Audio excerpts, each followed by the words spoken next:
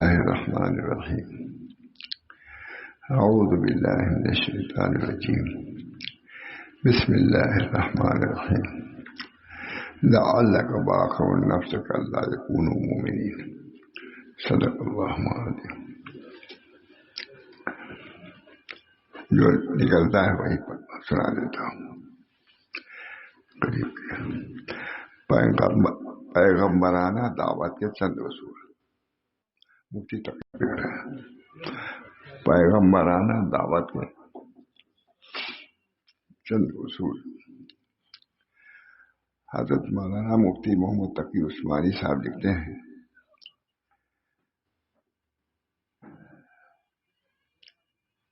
کہ پیغمبرانہ دعوت کے چند امتیازی خصائص ہیں. پیغمبرانہ امت کی فکر. حضرت ماشاء اللہ صاحب کے یہاں غالباً موتی شفیع صاحب کو یہ دیکھے ابھی ذرا آئے یہی بیان کیا. چند اصول پیغمبرانہ.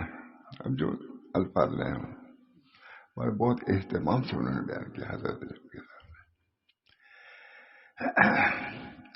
سب سے پہلی چیز دعوت کے لیے امتیازی چیز کیا ہے؟ امت کی فکر. اپنی فکر نہیں، امت کی فکر. انبیاء علیہ الصلوۃ والسلام سب سے پہلی انبیاء علیہ الصلوۃ والسلام کی سب سے پہلی خصوصیت یہ ہے کہ ان کو اپنی امت کی اصلاح کی فکر اس قدر شدت کے ساتھ لگ جاتی ہے کہ وہ طبعی تقاضوں سے بھی آگے بڑھ جاتی ہے. مثال میں جو واقعات ہیں دیر ہو جائے گی فکر کرنا کیا تقاضا.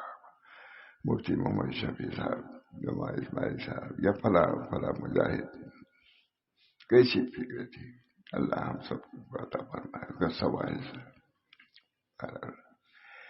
انبیاء علیہ الصلوۃ والسلام سے انبیاء علیہ الصلوۃ والسلام کی سب سے پہلی خصوصیت یہ ہے کہ ان کو اپنی امت کی اصلاح کی فکر اس قدر شدت کے ساتھ لگ جاتی ہے کہ وہ طبعی تقاضوں سے بھی بڑھ جاتی ہے.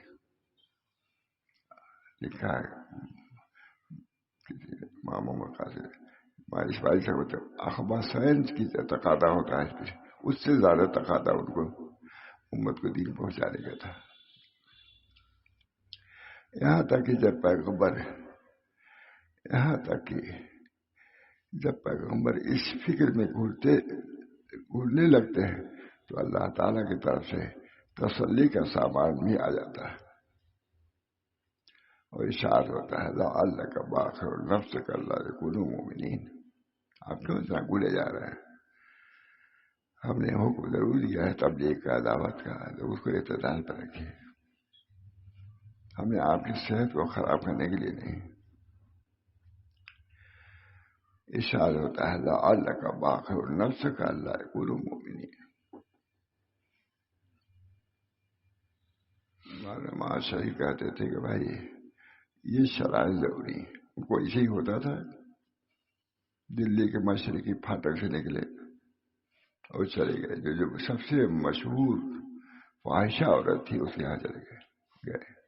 کچھ لوگ پیچھے ہو لیے کہاں جا رہے ہیں مولانا، بہت واقعہ سناتے تھے. گئے تھے، ایک کنڈی کھٹکھٹایا. کہا کون؟ کہا اسماعیل. وہ جانتی تھی کہ شاہ ولی اللہ صاحب سب وہی کی تھی. وہ سب عورتیں سب ڈر گئی. کہا کھولو. کون؟ کہا میں فقیر ہوں. کہا یہ فقیر کوئی کہتا ہے تب کچھ لیتا ہے بھی. تب جانتی تھی. ان کو کھول دیا دروازہ. تمام اشاعت فاحشہ عورتیں سب جمع تھی. ماں اسماعیل صاحب شہید، جن کو زیادہ گالی سب سے ہندوستان میں وہی انہیں کو دی جاتی ہے. سب سے زیادہ گالی، سب سے زیادہ بددین.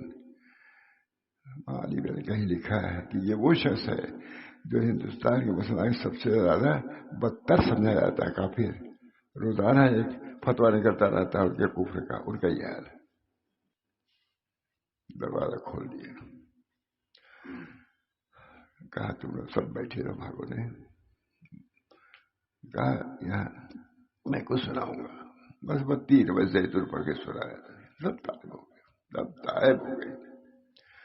اتنا لگنے لگے ہاتھوں کے ہاتھ سے خون نہ نکلے عورتوں کے. جس بد میں گئے اسے میں خانہ کر دیا. میں کہتا ہوں جس بد میں گئے میں خانہ نہیں خانقاہ کر دیا. یہ جس بد میں گئے اس ناچگارے کی تھی، جس بد میں گئے وہ خانقاہ ذکر کا وہی مجمع جو عیاشی فحاشی کے لیے بیٹھا ہوا تھا وہ ذاکر شاکر ہو گیا. اور پھر اس درجے کو بڑھا. کسی نے پوچھا کہ آپ کی وہ حالت عورتوں سے آپ نے وہ حالت اچھی تھی یا یہ حالت اچھی ہے؟ کہ وہ حالت خاک اچھی تھی جو اللہ کے رسول، اللہ اور رسول کے خلاف اپنی زندگی گزار رہے تھے. عورتوں نے کہا کہاں سے کہاں پہنچا دیا. فحاشی کے لیے جماعتی عورتیں، پوری دلی کی عورتیں. اس کے بعد مجاہدین کے گھوڑوں کے دانہ چنا در. کسی نے پوچھا اچھا بتاؤ اس زمانے میں جبکہ ہزار ناز و نعمت سے تم تھی وہ اچھی حالت تھی کہ اب یہ حالت اچھی ہے؟ کہا یہ حالت اچھی ہے. وہ حالت اپنے مالک کے خلاف تھی، اپنے مالک کے منشے کے خلاف تھی. آج ہماری یہ حالت ہے کہ اگر پہاڑ کو ہم اشارہ کر دیں تو پہاڑ لگ حرکت میں آ جائے اور اسے عمدہ اور بڑھا رہے. وہی عورتیں جو عیاشی اور فحاشی میں تھیں اتنا بدرجہ ہوا کہ وہ کہتی ہے کہ اگر پہاڑ کو ہم حکم کر دیں اشارہ کر دیں تو لرزہ کر جائے. ایمان کا یہ درجہ حاصل ہوا. اللہ کے یہاں بھی کم نہیں، بہت حضرت فرماتے ہیں اللہ کے یہاں کم نہیں ہے. یہ جو معمولی چیزوں کو ایسے دین کو چھوڑ دیتے ہیں ان کو پتہ نہیں کہ اللہ کے یہاں کیا ہے. اتنی نعمتیں لا عذر سمعت ولا عین رات ولا خطر علی قلب بشر. ایسی نعمتیں ہیں جو آنکھوں نے دیکھا نہیں ہے، کانوں نے سنا نہیں ہے، اور قلب بشر اس کا خطرہ بھی نہیں ہوا. عورتوں میں بیان کیا. عورتیں بھاگنے لگی تھی ظاہر کی ان کو لوگ جانتے ہی تھے. کہا نہیں تم کو ہم کچھ نہیں کہتے، یہ تمہارے جتنے شراشا ہیں ان سے شادی کر لو، کس سے جس سے چاہے کر لو. اور بھی پھر بعد جہاد میں گئی، گھوڑے کے دانے ڈالتی تھی، گھوڑے کے دانے چلا ڈالتے. کسی نے پوچھا بجاؤ تمہاری وہ حالت اچھی تھی یہ حالت؟ کہا وہ حالت اللہ کے نافرمانی میں گزر رہی تھی، یہ حالت اللہ کے انقیاد اطاعت میں گزر رہی ہے. اور ہمارا یہ حالت ہے کہ ہم پہاڑ کی طرف اشارہ کر دیں تو وہ لرزے پہ آ جائے. ایمان کا یہ درجہ حاصل ہوا. اللہ کے ہمارے یہاں سے بہت فرماتے تھے کہ اللہ کے یہاں سب کچھ ہے، کوئی کمی نہیں ہے، مانگو کرو. اللہ کے یہاں کی نعمت کب نہیں ہوگی، دائم ہے. ہم لوگ کو اس کا خیال بہت ضروری ہوتا ہے. اسی کو مدار ہے آخرت کی کامیابی کا مدار تو یہی ہے. اللہ ہم سب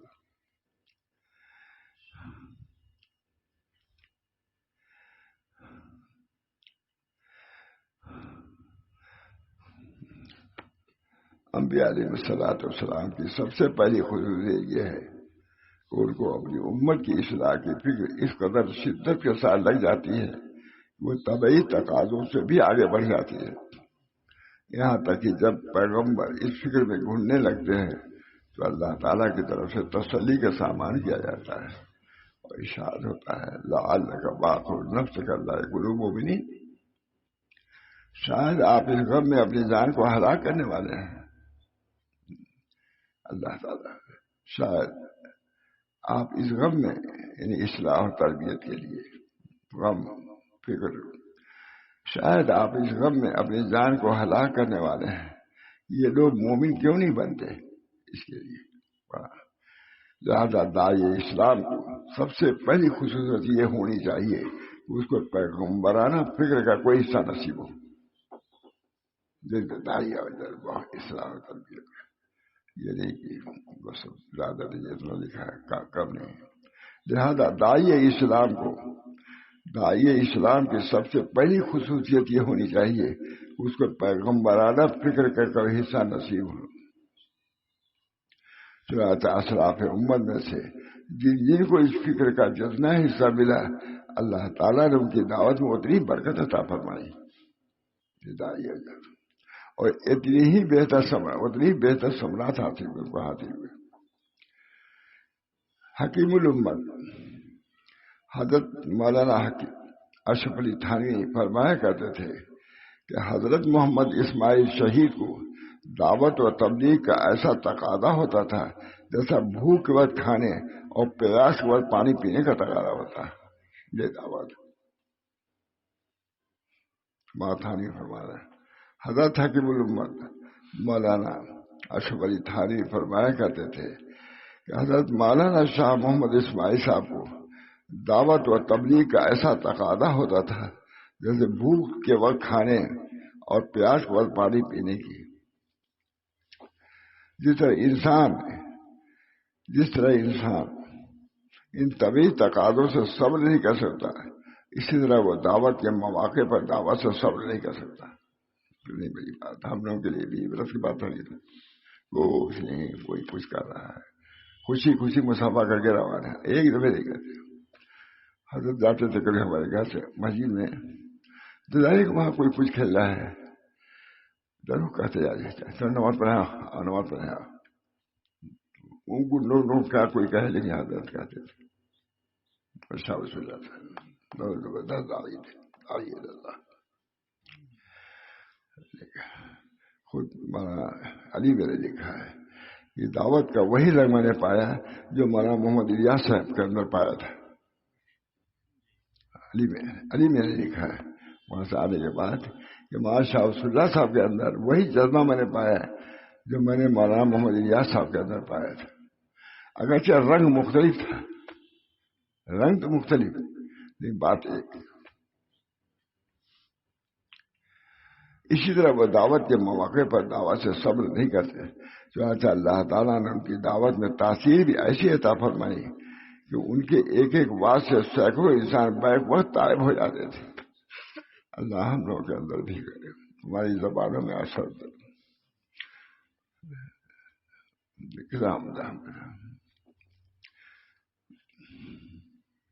مفتی محمد شفیع صاحب لکھ رہے ہیں. میں نے سوچا میں تو نہیں لکھ سکتا تھا کسی اور کا لکھا ہوا ہے تو میں نے دیکھا مفتی صاحب میں کیا لکھا.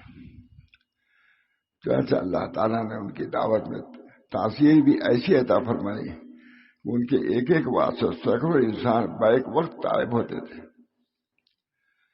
انبیاء علیہ السلام کا دوسرا اہم امتیاز یہ ہے کہ وہ نتائج سے بے پرواہ ہو کر دعوت میں لگاتار مشغول رہتے تھے. ارے کوئی سنتا نہیں کوئی مانتا نہیں کوئی کہتا نہیں مانتا نہیں. مفتی صاحب لکھ رہے وہ نتائج سے بے پرواہ ہو کر دعوت میں لگاتار مشغول رہتے تھے اور حوصلہ شکن حالات میں بھی اپنی بات متواتر کہے چلے جاتے تھے.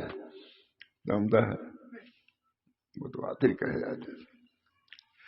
جہاں اور جس موقع پر کسی شخص کو اچھی بات پہنچانے کا کوئی موقع مل جائے وہ اسے غنیمت سمجھ کر اپنی بات پہنچا ہی دیا کرتے تھے.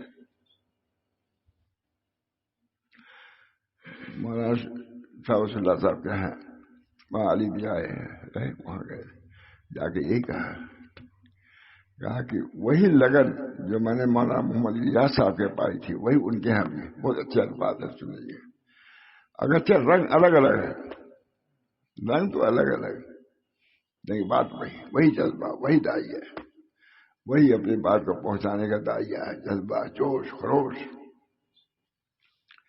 انبیاء علیہ السلام کا جہاں اور جس موقع پر کسی شخص کو اچھی بات پہنچانے کا کوئی موقع مل جائے اسے غنیمت سمجھ کر اپنی بات پہنچا ہی دیتے تھے. حضرت والی صاحب رحمۃ اللہ مفتی شفیع لکھ رہے ہیں متقی تھا. حضرت باری صاحب رحمۃ اللہ علیہ اس کی مثال میں فرمایا کرتے تھے کہ حضرت یوسف علیہ السلام کو دیکھیے کہ وہ مدت سے عزیز مصر کی قید میں محبوس تھے، قید میں تھے، جیل میں تھے، گرد و پیش میں کوئی ہمراہ نہیں تھا. اس حالت میں جیل کے دو ساتھی خواب کی تعبیر پوچھنے کے لیے آئے. سوال کا کوئی تعلق دین و مذہب سے نہیں تھا، لیکن ان کے جواب میں پہلے تو انہوں نے مطمئن فرما دیا کہ تمہارے خواب کی تعبیر مجھے معلوم ہے. اچھی طرح خواب کے کوئی ایسا خواب نہیں تھا، لیکن کہا تمہارے خواب کی تعبیر مجھے معلوم، بعد میں کہوں گا، بیٹھو میری بات سن لو پہلے. لیکن ان کے جواب میں پہلے تو انہیں مطمئن فرما دیتے ہیں کہ تمہارے خواب کی تعبیر مجھے معلوم ہے اور میں بتا بھی دوں گا، مگر پہلے ایک بظاہر قطعی غیر متعلق بات شروع کر دیتے ہیں. اس سے کوئی جوڑ نہیں، کیا شروع کر دیتے ہیں؟ وہ یہ کہ انی ترکت ملت ابراہیم، بلا شبہ میں نے لوگوں کے دین کو چھوڑ دیا ہے. یہ ہے کوئی آیت ہے، بلا شبہ میں نے ان لوگوں کے دین کو چھوڑ دیا ہے جو اللہ اور یوم آخر، جو اللہ پر ایمان نہیں رکھتے، چھوڑ دیا. اور اپنے آبا و اجداد سے حضرت ابراہیم، حضرت اسحاق اور حضرت یعقوب کے دین کی پیروی کرنی ہے. پہلی بات یا صاحب سیر، اے کر کھانے کے ساتھیوں، کیا متفرق پروردگار ماننا بہتر کیسے سمجھا نہیں تھا؟ قیدیوں سے کہا جس کے دل میں لگن ہوتی ہے ہر جگہ جاری رکھتا ہے. اے قید خانے کے ساتھیوں، کیا متفرق پروردگار ماننا بہتر ہے یا وہ اللہ جو ایک ہے اور قہار ہے؟ اور اس طرح خواب کی تعبیر بتانے سے پہلے اپنا پیغام نہیں پہنچایا. دعوت کی اس لگن کا حاصل یہ ہے کہ انسان بات پہنچانے کے مواقع کی تلاش میں ہر وقت نہیں. دعوت کی اس لگن کا حاصل یہ ہے کہ انسان بات پہنچانے کے مواقع کی تلاش میں رہے، جب جتنا موقع مل جائے اسے فائدہ اٹھائے، اور دعوت سے کسی مرحلے پر تھکنے یا اترانے کا نام نہ لے. لیکن ساتھ ہی یہ بھی ضروری ہے کہ لوگوں کے داروغہ بن کر ان کے پیچھے نہ پڑے،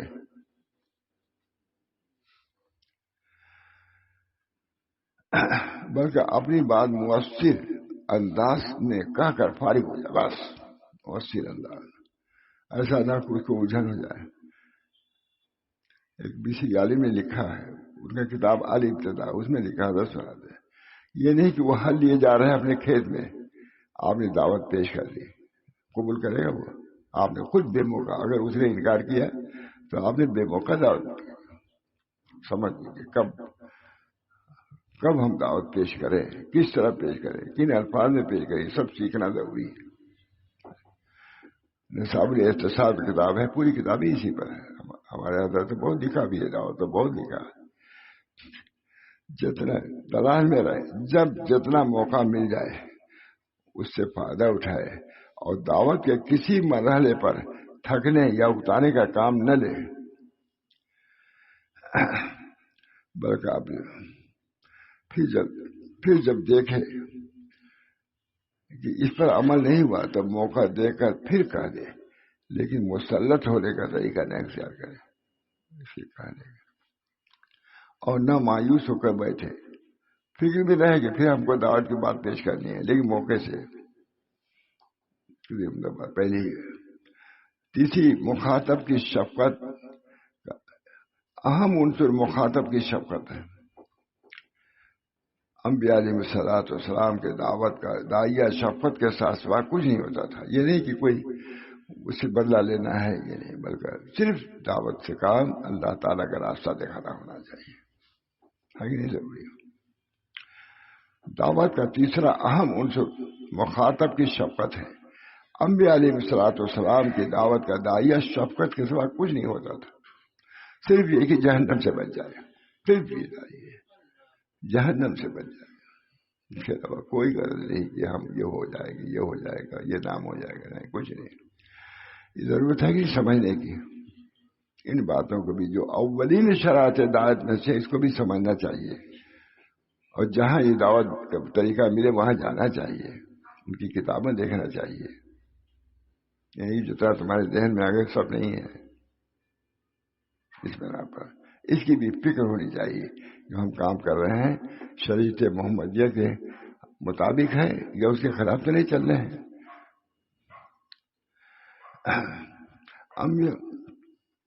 انبیاء علیہ الصلوۃ والسلام کی دعوت کا داعیہ شفقت کے سوا کچھ نہیں ہوتا. اپنی برتری جتلانے یا دوسرے کی تحقیر کا ان کے یہاں کوئی شائبہ بھی نہیں تھا. حضرت والی صاحب فرمایا کرتے تھے، یہ قرآن کریم مفتی شفیع صاحب کے بارے میں کر رہے ہیں. حضرت والی صاحب فرمایا کرتے تھے کہ قرآن کریم نے بیشتر مواقع پر تبلیغ و دعوت کا لفظ انذار سے تعبیر فرمائے. ڈرانا، بس تبلیغ دعوت نہیں نامی، انذار. جس کا لفظی ترجمہ لوگ صرف ڈرانا کرتے ہیں، لیکن در حقیقت عربی زمانے میں انذار اس ڈرانے کو کہتے ہیں جس کا محرک دوسرے پر شفقت ہو. ڈرانے کا مطلب بھی وہ ڈرانے میں بھی شفقت ہونی چاہیے. جیسے باپ بیٹے کو آگ سے ڈراتا ہے، چنانچہ اگر ایک ظالم حکمراں اپنے کسی محکوم کو کسی سزا سے ڈرائے تو اس کو انذار نہیں کہیں گے، نبی والا انذار ہے. لہذا اس لفظ کے انتخاب سے اس طرح متوجہ کرنا ہے کہ داعی حق جن کو نصیحت کرتا ہے ان سے نفرت یا ان کی حقارت اس کے دل میں نہیں ہونی چاہیے.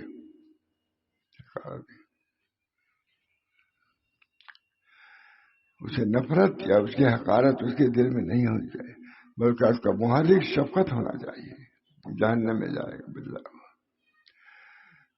جتنا سمجھیے یہ دل میں ہونا چاہیے کہ یہ ہمارا بھائی ہے، یہ دوزخ میں جائے گا. کوشش کرے خود اپنی اصلاح کی بھی کوشش، اپنے بھائیوں کی اصلاح. اللہ ہم سب کو توفیق دے اس کی. امام غزالی نے لکھا ہے کہ لوگ امر بالمعروف نہیں کے بیان ہی سے غافل ہو چکے ہیں. بہت عمدہ لفظ ہے، بہت کام ہے امام غزالی. امر بالمعروف نہیں دین کا مغز ہے، لیکن اسی سے لوگ غافل ہیں. اللہ ہم سب کو توفیق دے. اس سے نفرت یا اس کی حقارت اس کے دل میں نہیں ہونی چاہیے، بلکہ اس کا محرک شفقت ہی شفقت ہو. جس طرح ایک طبیب کو یہ حق نہیں ہے وہ کسی بیمار سے نفرت کرے. ایک طبیب کو، جو طبیب نفرت کا مرتکب ہو وہ کبھی کامیاب نہیں ہو سکتا. سب کو ڈانٹ پھٹکار ہی لگا دیا وہ آئے گا کوئی لگ. اسی طرح دائی کو بھی بدتر سے بدتر کافر یا فاجر سے نفرت نہیں ہونی چاہیے. تمہارا بھائی ہے، بلکہ اس کے افعال سے نفرت کر کے اس پر رحم کھانا چاہیے. اور اس کی دعوت میں اس رحم اور شفقت کی جھلک محسوس ہونی چاہیے کہ ہم کو ذلیل سمجھ کے نہیں کہہ رہا ہے، بلکہ شفقت اور محبت سے کر رہا ہے. پیغمبرانہ دعوت کی چوتھی خصوصیت یہ ہے کہ وہ اپنی بات کہنے کے لیے ایسا مواقع اور ماحول تلاش کرتے ہیں جس سے ان کی بات زیادہ سے زیادہ مؤثر ہو. حضرت مولانا محمد قاسم صاحب کے بے تکلف دوست تھے جو آزاد تھے. بہت دنوں سے ایک خاص حیات میں رہے جن کو لوگ برا کر سکتے، اور حضرت خاموش. ماں قاسم کا دوستی تھی، یہاں تک کہ نہاتے تھے تو وہ میل رہتے تھے، وہ اتنی دوستی تھی. لیکن وہ چاہتے تھے، شادی نہیں تھے، سب کچھ تھا. لوگوں کو خیال ہوتا تھا کہ وہاں محمد قاسم صاحب ایسے آدمی دوستی کیے ہوئے، لیکن وہ منتظر تھے حالات کے. کپڑا لے آئے، کپڑا بدلنا ہوا، کہا مجھے قاسم آیا گیا، آؤ ہمارا لباس الگ یہ نہ ہونا چاہیے. جو تمہارا لباس ہے ہم کو پہنچے تاکہ صحیح معنی میں دوستی ہماری ہو جائے. تمہاری سالوں نہیں بڑھا. ایک موقع ایسا آیا کہ ان کو یہ کہنے کا ہماری روایات میں. اس کے بعد کہا ان سے کہا کہ تمہارا نیا لباس ہم بھی پہن لیں تاکہ ہم دونوں دوستوں کا لباس یکساں ہو جائے. رونے لگے ہوئے. کہا حضرت میرا لباس کیا پہنیں گے، اپنا لباس کوئی دیجیے تاکہ میں پہن لوں. یہ دعوت یہ تھوڑے پہنتے ہیں جو کچھ بھی ہوتا ہے. یہ کہا ہے کہ اپنا لباس سب کو دیجیے کہا دیا ہوگا لنگی یہاں کی پہن لو، پہن کے آ جاؤ، کہا نہیں ہم اپنا لباس پہنو۔ بہرحال اتنا متاثر ہوئے کہ مولانا محمد قاسم صاحب کے لباس پہن کر کے دونوں یکساں ہو گئے۔ یہ بھی ایک مواقع تھے، کتنے دنوں تک نبھایا دوستی کو، اس موقع پر انہوں نے مان لیا، تسلیم کیا، ہمارا لباس آپ کیا پہنیں گے، ہم آپ کا لباس آپ پہن کر کے پھر بدل گئے، کپڑا بھی بدلا، دل بھی بدل گیا، پھر دونوں دوست ہو گئے، دوست تھے۔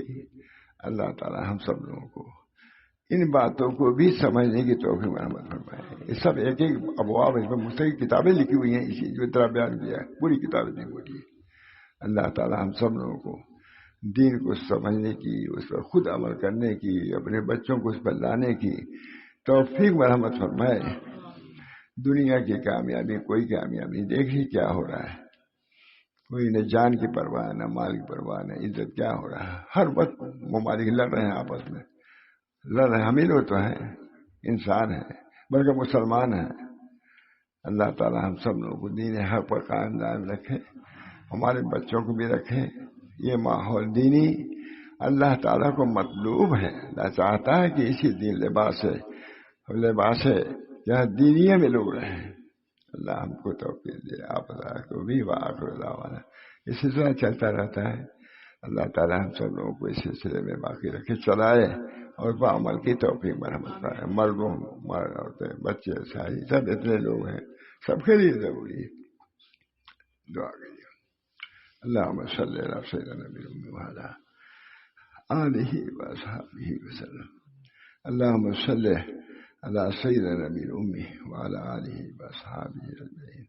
اللہ تعالیٰ دین حق کو اختیار کرنے کی توفیق مرحمت فرمائے اور سنت والی زندگی ظاہر میں بھی اور باطن میں بھی قبول کرنے کی توفیق مرحمت فرمائے۔ یا اللہ، یہاں اتنا دیر سے ہوتا ہے، اس اجتماع کو بھی مفید ثابت فرمائیے۔ ربنا تقبل منا انک انت السمیع العلیم برحمتک یا ارحم الراحمین، بحرمت سید نبی کریم صلی اللہ علیہ وسلم۔